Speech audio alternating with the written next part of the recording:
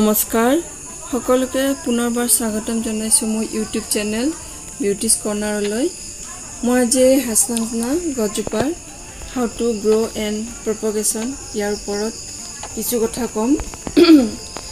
এজোপা আমাৰ অসমীয়া ভাষাত হাসনাহানা বুলি কোৱা হয় আৰু ইয়াক নাৰ্সাৰীত ৰাতকি ৰাণী নাইট ব্লুমিং জেসমিন হিয়া বুলিও কোৱা হয় ই ৰাতি ফুলে সেইকাৰণে ইয়াক নাইট ব্লুমিং জেসমিন বুলি কয় ৰাতি বৰ ধুনীয়া গোন্ধ ওলায় ৰাতি ব্লুম কৰে দিনত ইয়াৰ এই পাবোৰ এনেকৈ বন্ধ হৈ থাকে ৰাতিহে ইয়াৰ পাবোৰ মেল খায় এইবোৰ দেখিছে নহয় এতিয়া মেল খাইছে ৰাতি বন্ধ হৈ ৰাতি মেল খায় দিনত বন্ধ হৈ থাকে এজোপা পাৰ্মানেণ্ট গছ পাৰ্মানেণ্ট প্লেণ্ট হয় গোটেই বছৰৰ পৰা বছৰলৈকে এইজোপা গছে আমাক ফ্লাৱাৰিং কৰে কিন্তু ঠাণ্ডাত ইয়াৰ ফুল কমি যায় যেতিয়া কুঁৱলী পৰে তেতিয়া ইয়াৰ ফ্লাৱাৰিংটো কমি যায় গোটেই সামাৰ সিজনত ই ফ্লাৱাৰিং কৰি থাকে ভাল ফ্লাৱাৰিং কৰে এই গছজোপাৰ মাটি আমি মাটিৰ কথা কওঁ মাটি সদায় ইয়াৰ মাটি সদায় ময়েষ্ট হ'ব লাগে কোমল মাটি হ'ব লাগে মই আগতেও কৈছোঁ মই মাটি প্ৰস্তুত কৰোঁ 50% গাৰ্ডেন সইল 30% ৰিভাৰ চেণ্ড আৰু 20% কম্পোজ গোবৰ সাৰ দিওঁ মই কম্পোজ তেনেকৈ মই মাটি প্ৰস্তুত কৰোঁ মাটি সদায় ময়েষ্ট কৰি ৰাখিব লাগে দেখিছেনে এই মাটিবোৰ ময়েষ্ট হ'ব লাগে বেছি জেকা টাইপ তেনেকুৱা হ'ব নালাগে জেকা হ'লে ইয়াৰ শিপা পচি যোৱাৰ চান্স থাকে তেতিয়া গছজোপা মৰি যায় গতিকে মাটি ময়েষ্ট হোৱা তেনেকুৱা ধৰণৰ মাটি প্ৰস্তুত কৰিব লাগে এই গছজোপা ৰাতিহে ভালদৰে ফ্লাৱাৰিং কৰে ৰাতি দেখিছেনে এয়া ইমান ধুনীয়াকৈ মেল খাইছে দিনত ইয়াৰ ফুল পেপা বন্ধ হৈ থাকে এইজোপা এনেকুৱা গছ ইয়াক আমি 3 ঘণ্টাৰ পৰা 4 ঘণ্টাৰ ভিতৰত সানলাইট দিব পাৰোঁ কিন্তু মে জুন জুলাই মাহৰ যিটো চোকা ৰ'দ সেই চোকা ৰ'দটোত আমি গোটেই দিনজোৰা ৰ'দৰ তলত এই গছজোপা হ'ব নালাগে হ'লে কি হয় গছজোপা বেছি ৰ'দ পায় ইয়াৰ পাতবোৰ হালধীয়া পৰি যায় সৰি যায় গতিকে ইয়াক বৰ বেছি সানলাইট দিব নালাগে অলপ কম ধৰণৰ সানলাইট হ'লেও হয় তেতিয়া হি ধুনীয়াকৈ গ্ৰো কৰে ফ্লাৱাৰিঙো কৰে বেছি চোকা ৰ'দৰ তলত গছজোপা বেয়া হৈ যায় পাতবোৰ য়েল্লো হৈ যায় সৰি যায় সেইখিনিয়ে গোটেই বছৰ ফ্লাৱাৰিং কৰি থাকে কিন্তু যেতিয়া বেছি ঠাণ্ডাৰ প্ৰকোপত ইয়াৰ ফ্লাৱাৰিংটো কমি যায় সেইখিনিয়ে হয় গছজোপাৰ ইয়াৰ ফুলৰ গোন্ধ ইমান ধুনীয়া গোন্ধ ৰাতি খুব ধুনীয়া সেন্ট ওলাই থাকে এতিয়া গছজোপা ধুনীয়া গোন্ধ ওলাই আছে খুব মানে সুগন্ধি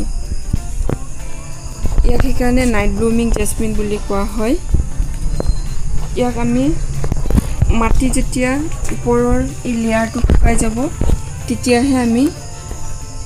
পানী দিব লাগে ওপৰৰ লেয়াৰটো শুকোৱাৰ পিছত পানী দিব লাগে পানী দিওঁতে মই এনেকৈ পানী দিওঁ গোটেই টাবটো ভৰ্তি কৰি পানী দিওঁ তেতিয়া গোটেই গছজোপাই পানী লৈ লয় আৰু নেক্সট দিনাখন যদি জেকা থাকে তেতিয়া মই পানী নিদিওঁ এয়া ফুলবোৰ সৰি পৰিছে টাবৰ তলত এয়া ফুলবোৰ সৰি পৰিছে গছজোপাই ধুনীয়া ফ্লাৱাৰিং কৰে আপোনালোকে ভাল পাব এনেকুৱা ধৰণৰ গছ ৰুব আৰু এই গছজোপা কি হয় ৱাইন টাইপ হয় ৱাইন মানে কি বগাই যোৱা টাইপৰ হয় ইয়াক যদি আমি মাজে মাজে এই ফুলি যোৱাৰ পিছত এইবোৰ ফুলিছে নহয় ফুলাৰ পিছত এই আগবোৰ এইখিনি প্ৰুন কৰি দিব লাগে কাটি দিব লাগে এইবোৰ এই ফুলাৰ পিছত এই আগবোৰ কাটি দিব লাগে কাটি নিদিলে সি কণ্ট্ৰল নোহোৱাকৈ গছজোপাই আগুৱাই যায় কণ্ট্ৰল নোহোৱা হৈ যায় গছজোপা গতিকে ইয়াক জোপোহা কৰি ৰাখিব হ'লে আমি টাইম টু টাইম ইয়াক প্ৰুনিং কৰি থাকিব লাগিব কাটিং কৰি থাকিব লাগিব ইয়াৰ ব্ৰাঞ্চবোৰ আৰু যিমানেই ব্ৰাঞ্চ আমি কাটি থাকিম সিমানেই নতুন নতুন ব্ৰাঞ্চ আহিব যিমানেই নতুন নতুন ব্ৰাঞ্চ আহিব সেই ব্ৰাঞ্চত আমাৰ ফ্লাৱাৰিং কৰিব এইটো এয়া এনেকুৱা ধৰণৰ ব্ৰাঞ্চবিলাক আছে ন ইয়াতে ফুলবিলাক হয় ফুল সৰিলে এয়া এই ব্ৰাঞ্চবিলাকত থোপা থুপিকৈ ফুল লাগে এয়া এনেকৈ ফুলবিলাক লাগে এইবোৰ নিউ ব্ৰাঞ্চ আছে দেখিছেনে মই কাটি দিছিলোঁ এইবোৰ নিউ ব্ৰাঞ্চ আহিব এইবোৰ গতিকে আমি গছজোপা প্ৰুন কৰি থাকিব লাগে প্ৰুন কৰিলে গছজোপা জোপোহা হৈ দেখিব এটা কণ্ট্ৰল আহে গছজোপাৰ যদি আমি ইয়াক নাকাটো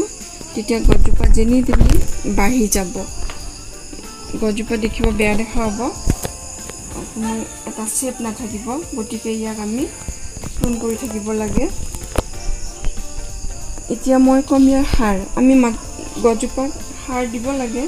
মই যেতিয়া মাটি প্ৰস্তুত কৰোঁ তেতিয়া একেলগে গোবৰ সাৰ দি দিওঁ আৰু মাজে সময়ে ইয়াক বানানা পিল আমি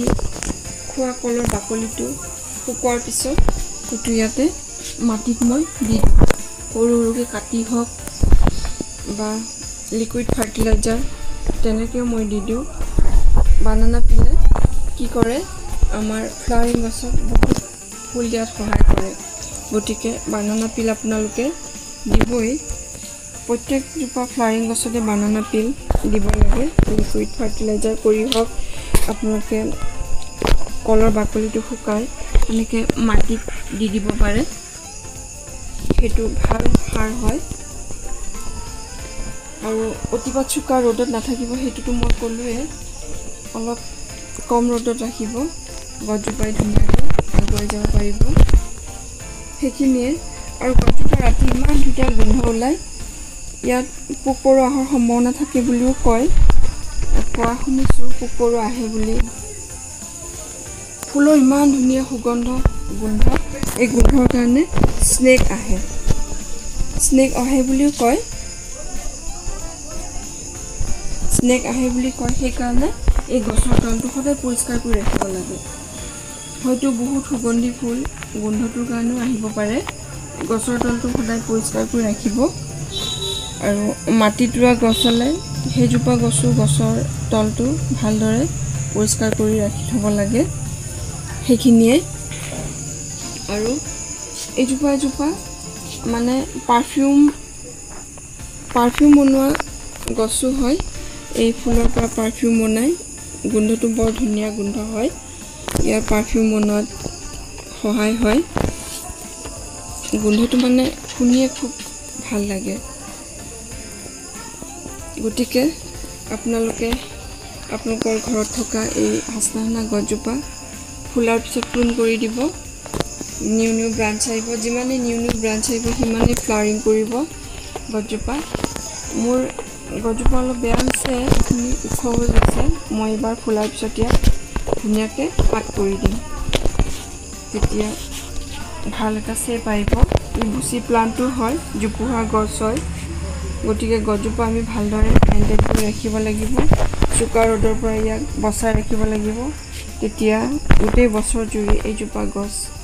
সাৰ্ভাইভ কৰি থাকে আপোনাৰ ঘৰত থাকি যাব এইখিনিয়ে আছিল হাচনাহানা গছৰ বিষয়ে ক'ব লগা আৰু ইয়াৰ কাটিঙৰ পৰাও আমি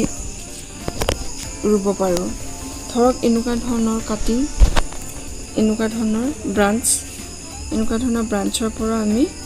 কাটিং বনাব পাৰোঁ কাটিঙৰ পৰাও পুলি প্ৰস্তুত হৈ যায়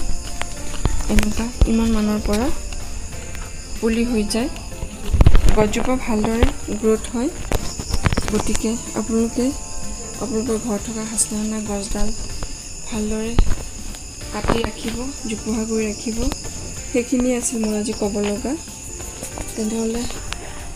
মোৰ ভিডিঅ'টো চাই আপোনালোকে কেনেকুৱা পালে লাইক কৰিব শ্বেয়াৰ কৰিব কমেণ্ট কৰিব আৰু ছাবস্ক্ৰাইব কৰি দিব এতিয়ালৈকে যদি মোৰ চেনেলটো ছাবস্ক্ৰাইব কৰা নাই আপোনালোকে প্লিজ ছাবস্ক্ৰাইব কৰি দিব